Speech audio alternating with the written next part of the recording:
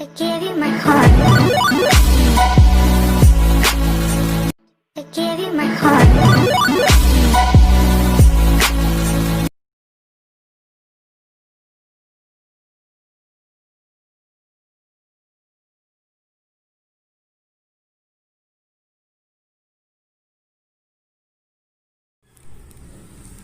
Bismillahirrahmanirrahim.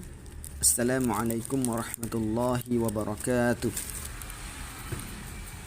Rabbi syrah li sadri wa yassir li amri wahlul 'uqdatam min lisani yafqahu qawli. Alhamdulillahilladzi arsala rasulahu syahidan wa mubasyiran wa nadhiran wa da'iyan ila Allah bi'idhnihi wa sirajan munira. Allahumma salli wa sallim ala abdika wa rasulika Sayyidina Muhammad wa ala alihi wa sahbihi alladhina nalu khairan amma ba'd.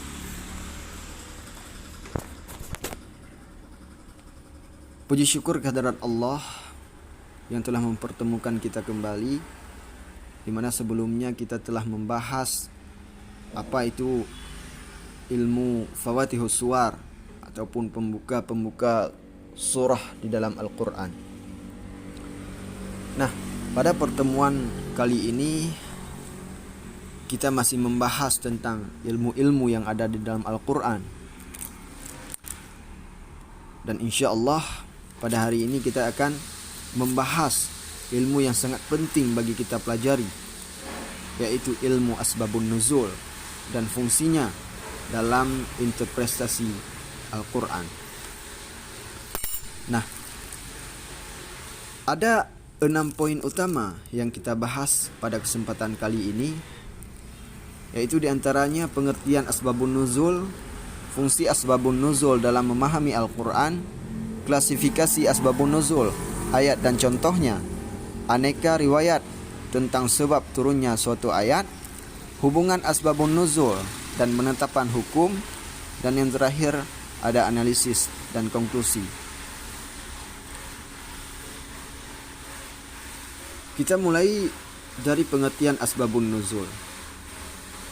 Secara etimologi, asbabun nuzul terdiri dari dua kata.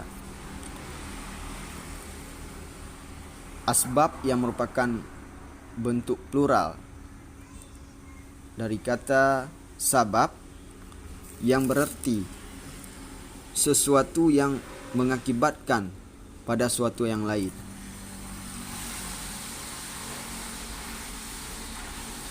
Dan nuzul berarti menempati atau disebut dengan hulul. Orang Arab mengistilahkan seseorang yang singgah di suatu kaum dengan istilah nazil.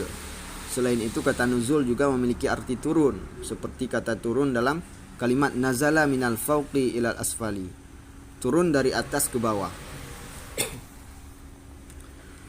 Sedangkan secara terminologi, asbabun nuzul merupakan suatu sebab, peristiwa atau kejadian diturunkannya ayat yang berkenaan dengan suatu kejadian atau peristiwa tersebut sebagai keterangan hukum, atau biasanya dikatakan dengan latar belakang atau sebab-sebab suatu ayat Al-Quran diturunkan.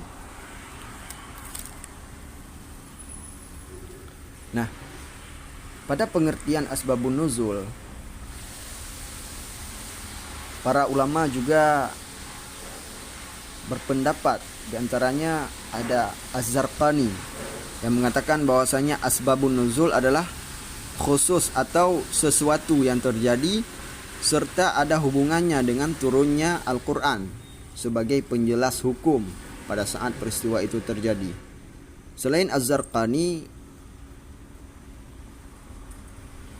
ulama lainnya juga memberikan pendapat, yaitu salah satunya ada As-Sabuni. Pendapat As-Sabuni mengatakan bahwasanya asbabun nuzul adalah peristiwa atau kejadian yang menyebabkan turunnya satu atau beberapa ayat yang mulia yang berhubungan dengan kejadian tersebut, baik berupa pertanyaan yang diajukan kepada Nabi atau kejadian yang berkaitan dengan urusan agama. Kemudian Mana Al-Qattan juga mengeluarkan pendapatnya di dalam membahas asbabun nuzul. Beliau mengatakan bahwasanya asbabun nuzul adalah peristiwa yang menyebabkan turunnya Al-Quran berkenaan dengan waktu peristiwa itu, baik berupa suatu kejadian ataupun pertanyaan yang diajukan kepada Nabi. Nah, secara keseluruhan dapat kita ambil kesimpulan bahwasanya asbabun nuzul ini adalah penyebab yang melatar belakangi terjadinya sesuatu, ataupun dalam hal ini adalah sebab-sebab turunnya ayat. Selanjutnya kita akan masuk pada poin fungsi asbabun nuzul dalam memahami Al-Quran. Yang pertama di sini memudahkan penafsiran Al-Quran. Dengan mempelajari asbabun nuzul tentunya sangat memudahkan para mufassir di dalam menafsirkan Al-Quran. Kemudian yang kedua mengetahui hikmah persyariatan hukum. Yang ketiga mengkhususkan hukum. Yang keempat memastikan makna ayat Al-Quran. Dan yang kelima memahami dan memantapkan wahyu dalam benak hati pendengar. Ketika kita menyertakan asbabun nuzul di dalam membaca suatu ayat Al-Quran, maka pendengar ataupun yang mendengarkan kita berbicara maka akan sangat mudah memahami bahwasanya keterkaitan di antara ayat dan asbabun nuzul ini akan memudahkan setiap pendengar untuk memahami apa makna dari ayat tersebut. Kemudian kita masuki pada poin berikutnya, yaitu klasifikasi asbabun nuzul ayat dan contohnya. Secara umum, asbabun nuzul diklasifikasikan kepada dua macam ataupun dua jenis. Yaitu yang pertama peristiwa dan yang kedua ada pertanyaan. Nah, kita akan melihat bentuk peristiwa. Contohnya pertengkaran antara suku Aus dan Khazraj karena adanya fitnah yang dihembuskan oleh orang Yahudi. Jadi pertengkaran antara suku Aus dan Khazraj yang disebabkan oleh fitnah orang-orang Yahudi kemudian menyebabkan turunnya ayat yang berbunyi sebagai berikut.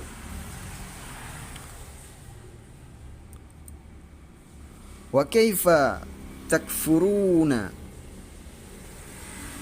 wa antum tutla alaikum ayatullahi wa fikum rasuluh wa man ya'tasim billahi faqad hudiya ila siratim mustaqim. Yang artinya adalah, dan bagaimana kamu sampai menjadi kafir padahal ayat-ayat Allah dibacakan kepada kamu dan Rasulnya Muhammad pun berada di tengah-tengah kamu. Barang siapa berpegang teguh kepada agama Allah, maka sungguh dia diberi petunjuk kepada jalan yang lurus. Nah, di sini sebab turun ayat ini dilatar belakangi oleh peristiwa, sehingga turunlah ayat Ali Imran, surat Ali Imran ayat 101 ini. Nah, selanjutnya kita akan melihat pada bentuk pertanyaan. Nah, bentuk pertanyaan ini terbagi kepada 3 macam. Yang pertama ada pertanyaan yang berhubungan dengan sesuatu yang telah lalu. Contohnya pertanyaan tentang Nabi Zulkarnain. Kemudian turunlah ayat sebagai berikut, yang berbunyi wa yas'alunaka 'an dzil qarnain. Wa yas'alunaka 'an dzil qarnain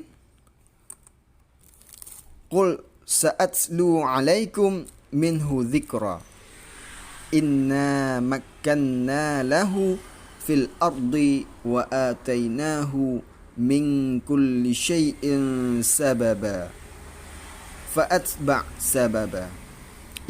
Yang artinya adalah, mereka bertanya kepada Muhammad tentang Zulkarnain. Katakanlah, Aku akan bacakan kepada kalian sebagian dari berita tentangnya. Kami itu sungguh telah memberikan kekuasaan kepadanya di muka bumi, dan kami pun telah menganugerahkan kepadanya jalan untuk mencapai segala sesuatu. Maka dia pun menempuh suatu jalan. Quran surat Al-Kahfi ayat 85 sampai 83 sampai 85. Nah, pada poin ini, poin yang pertama adalah pertanyaan yang berhubungan dengan sesuatu yang telah lalu. Di sini kami mengambil contoh pada pertanyaan tentang Nabi Zulkarnain. Ini sangat jelas bahwasanya pertanyaan tentang Nabi Zulkarnain ini menunjukkan sesuatu yang telah lalu. Nah, kemudian kita lanjutkan pada poin berikutnya, masih poin pertanyaan, yaitu adalah pertanyaan yang berhubungan dengan sesuatu yang sedang berlangsung. Nah, jika sebelumnya pertanyaan yang berhubungan dengan sesuatu yang telah lalu, maka yang nomor 2 merupakan pertanyaan yang berhubungan dengan sesuatu yang sedang berlangsung. Kita lihat contohnya. Contohnya adalah pertanyaan tentang masalah ruh yang ditanyakan oleh orang-orang Yahudi kepada Nabi Muhammad. Pada saat itu, maka turunlah ayat sebagai berikut. Wa yas'alunaka 'anir ruh qulir ruhi min amri rabbi wa ma utitum minal ilmi illa qalila. Yang artinya adalah dan mereka bertanya kepadamu tentang ruh. Katakanlah, roh itu termasuk urusan Tuhanku, dan tidaklah kamu diberikan pengetahuan melainkan sedikit. Quran surat Al-Isra ayat 85. Nah, di sini pada poin tentang pertanyaan yang berhubungan dengan sesuatu yang sedang berlangsung, maka sangat jelas bahwasanya pertanyaan tentang masalah ruh ini yang ditanyakan oleh orang Yahudi kepada Nabi Muhammad pada saat itu kemudian menyebabkan turunnya Quran surat Al-Isra ayat 85. Selanjutnya yang terakhir, pertanyaan yang berhubungan dengan masa yang akan datang. Nah, ini poin ketiga. Pertanyaan yang berhubungan dengan masa yang akan datang. Kita akan melihat contohnya, yaitu pertanyaan tentang hari kiamat. Nah, pertanyaan tentang hari kiamat ini tentunya suatu pertanyaan yang di masa akan datang, terjadi di masa yang akan datang, terjadi di masa depan, di masa yang kita tidak ketahui kejelasannya. Sehingga turunlah ayat yang berbunyi, yas'alunaka 'anis sa'ati ayyana mursaha qul innama 'ilmuha 'inda rabbi la yujalliha liwaqtiha illa hu thaqulat fis samawati wal ardi la ta'tikum illa baghtah yas'alunaka ka'annaka hafiyun 'anha qul innama 'ilmuha 'indallah walakinna aktsaran nasi la ya'lamun. Yang artinya adalah mereka menanyakan kepadamu Muhammad tentang hari kiamat. Kapan terjadi? Katakanlah, sesungguhnya pengetahuan tentang kiamat itu ada pada Tuhanku. Tidak ada seorang pun yang dapat menjelaskan waktu terjadinya selain Dia. Kiamat itu sangat berat huru-haranya bagi makhluk yang di langit dan yang di bumi. Tidak akan datang kepadamu kecuali secara tiba-tiba. Mereka bertanya kepadamu seakan-akan engkau mengetahuinya. Katakanlah Muhammad, sesungguhnya pengetahuan tentang hari kiamat ada pada Allah, tetapi kebanyakan manusia tidak mengetahuinya. Quran surat Al-A'raf ayat 187. Nah, di sini ada dua penegasan bahwasanya Allah mengatakan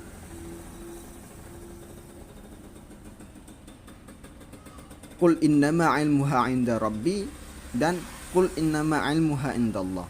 Ya, di mana artinya sesungguhnya pengetahuan tentang hari kiamat itu ada pada Tuhanku. Itu pernyataan yang pertama. Kemudian Allah tegaskan lagi, katakan Muhammad, sesungguhnya pengetahuan tentang hari kiamat itu ada pada Allah.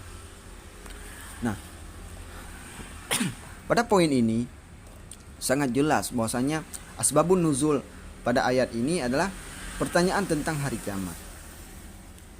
Kemudian kita akan lanjut pada poin berikutnya, yaitu tentang aneka riwayat tentang sebab turunnya suatu ayat. Aneka riwayat tentang sebab turunnya suatu ayat. Nah, di sini saya merangkumnya ke dalam 5 poin. Poin yang pertama, bentuk riwayatnya tegas dan hanya mengindikasikan sebab turunnya suatu ayat. Yang kedua, bentuk redaksi riwayat yang pertama tidak tegas, maka yang menjadi rujukan adalah riwayat yang menunjukkan ketegasannya. Kemudian yang ketiga, apabila riwayatnya banyak dan tegas kepada sebuah asbabun nuzul, maka yang menjadi patokan adalah riwayat yang sahih. Yang keempat, bila riwayat-riwayat tersebut sama kesahihannya, namun ada sebuah aspek yang memperkuat suatu riwayat seperti hadirnya perawi dalam kisah itu, maka riwayat tersebut akan dikedepankan. Yang kelima, apabila riwayat-riwayat tersebut sama kuat, maka riwayat itu dikompromikan dan menyatakan bahwa ayat tersebut turun berkenaan dengan 2 buah sebab. Nah, ini sangat penting untuk kita ketahui bahwasanya ada kriteria ataupun aneka jenis riwayat tentang sebab turunnya suatu ayat. Selanjutnya kita masuki poin hubungan asbabun nuzul dan penetapan hukum. Asbabun nuzul mempunyai ikatan erat dengan penetapan sebuah hukum Islam, karena pada dasarnya sebagian besar hukum yang terkandung dalam Al-Quran adalah respon terhadap sistem sosial dan hukum yang hidup di tengah masyarakat di ketika itu. Respon tersebut terbagi 3. Jadi respon ini terbagi pada 3 macam, di mana yang pertama adalah penolakan dan ditawarkannya hukum yang baru oleh Al-Quran. Yang kedua, penerimaannya secara kritis. Dan yang ketiga, Al-Quran memperkenalkan hukum yang baru.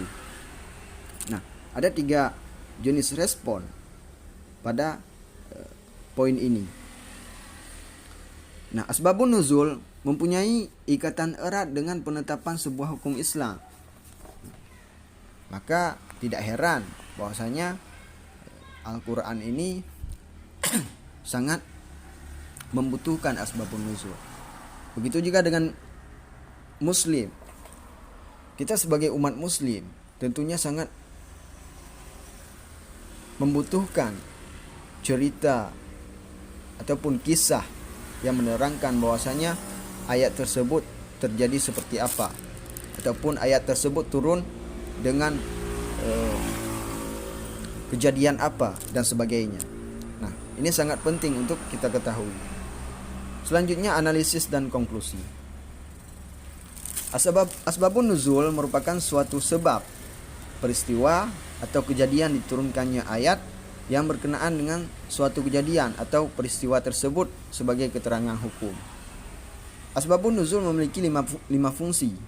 Yang pertama, memudahkan penafsiran Al-Quran.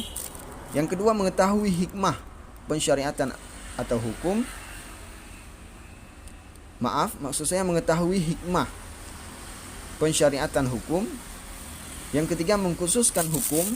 Yang keempat, memastikan makna ayat Al-Quran. Dan yang terakhir, yang nomor 5, memahami dan memantapkan wahyu dalam benak hati pendengar. Selanjutnya, asbabun nuzul secara umum terbagi 2, yaitu yang pertama berupa pertanyaan dan yang kedua itu berupa peristiwa. Sebagaimana yang kita ketahui, yang telah kita bahas tadi, bahwasanya kita harus mengingat bahwasanya peristiwa itu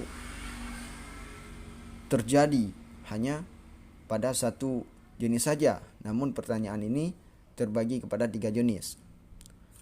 Kemudian riwayat asbabun nuzul itu berbeda-beda. Nah, ketika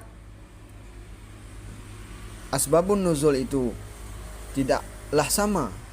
Dalam artian riwayatnya itu berbeda-beda. Tiap-tiap ayat yang diturunkan itu mempunyai riwayat yang tidak sama, tidak sejenis. Akan tetapi mereka berkelainan, mempunyai cerita-cerita ataupun kisah-kisah yang beragam. Kemudian yang terakhir, penetapan hukum Islam adalah respon terhadap perilaku sosial di ketika itu. Nah, demikianlah kajian kita tentang ilmu asbabun nuzul.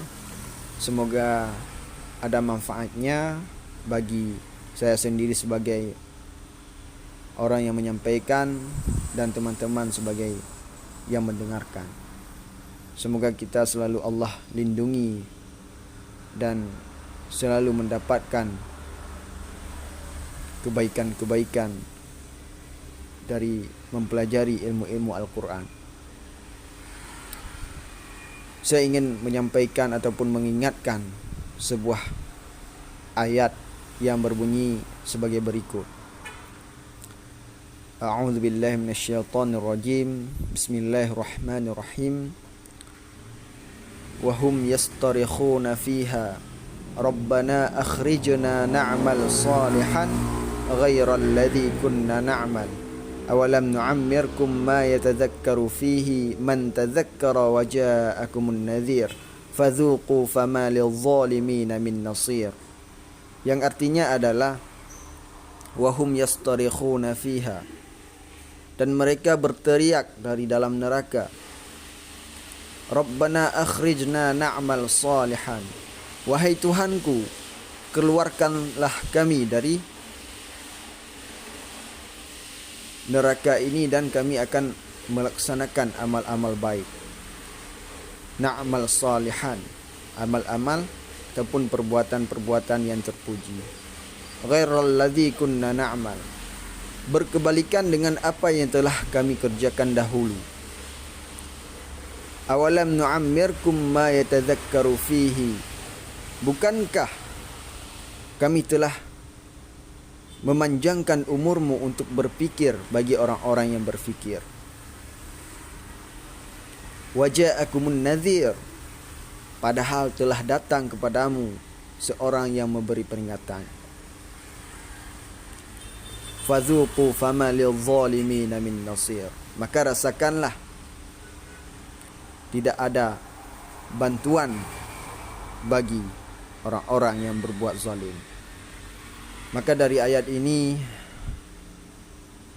saya mengajak pada teman-teman semua untuk terus memperbaiki kualitas keimanan kita kepada Allah, kualitas ketakwaan kita kepada Allah. Semoga kita mendapatkan surganya Allah. Amin. Amin ya rabbal alamin. Jangan pernah bosan di dalam menambahkan ilmu. Jangan pernah bosan di dalam mengkaji ilmu-ilmu, baik itu ilmu Al-Quran, ilmu hadis maupun ilmu-ilmu lainnya. Karena ini sangat penting. Tidak ada kata tua di dalam menuntut ilmu. Utlubul ilma minal mahdi ilal lahdi, tuntutlah ilmu dari buayan sampai ke liang lahat. Terima kasih atas perhatiannya. Saya ucapkan wabillahi taufiq wal hidayah. Assalamualaikum warahmatullahi wabarakatuh.